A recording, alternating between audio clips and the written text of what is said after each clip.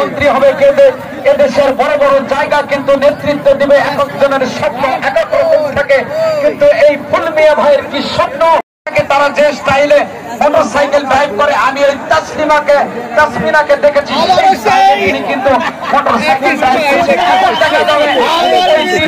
থেকে এই স্বপ্ন দেখে যারা ছাত্র সমাজ তারা কিন্তু স্বপ্ন দেখে আমি মাস্টার ডিগ্রি কমপ্লিট করব, কেউ বিসিএস করবে, কেউ এদেশের প্রধানমন্ত্রী হবে।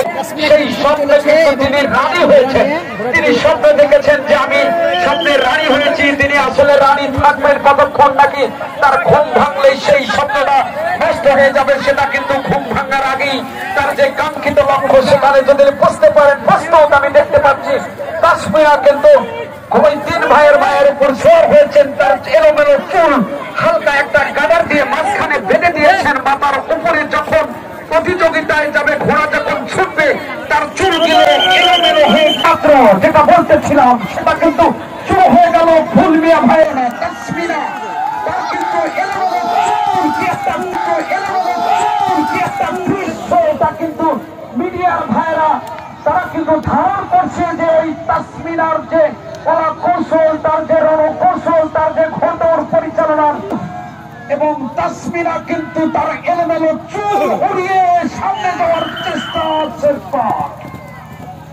মারুফও কিন্তু সারেননি। স্বপ্ন কিন্তু ফুল মিয়া ভাই দেখেছেন, তিন ভাইয়ের মায়া কিন্তু ছুটেই যাচ্ছেন। তাসমিনা কিন্তু আবারও সেই ঘোড়াকে কন্ট্রোল করার চেষ্টা করছেন। ঘোড়া যেন চুলগুলো দোল খাচ্ছে, যেরকম শিশু দোল নাই দোল খায়। পরবর্তীতে আরেকটি প্রতিযোগিতার নামের তালিকা আমি ঘোষণা করছি। মামুন খান মানুর, কিং খান, আব্দুল ভাইয়ের আন্ডারটেকার আরেকটি প্রতিযোগিতা। এটাও কিন্তু একটা দেখার মতো প্রতিযোগিতা হবে।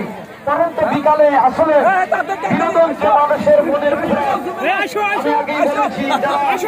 বিশেষ করে হার্ট প্রবলেমে ভুগছেন তাদের জন্য বিনোদন অত্যন্ত একটা ভালো জিনিস। কি বুদ্ধি দিতেছস তুই? তোর তো নিজেরই ব্যাটারি চার্জ নাই। কিং খান এবং আন্ডারটেকার চূড়ান্ত প্রতিযোগিতা চলছে। আজকে কিন্তু প্রতিযোগিতা শেষ হবে বলে আমি মনে করছি না, আগামীকাল হয়তো সমাপ্ত করা সম্ভব হবে। যতগুলো ঘোড়া খেলা কিন্তু পয়েন্টের খেলা, ঘোড়ার সঙ্গে খেলতে হয়।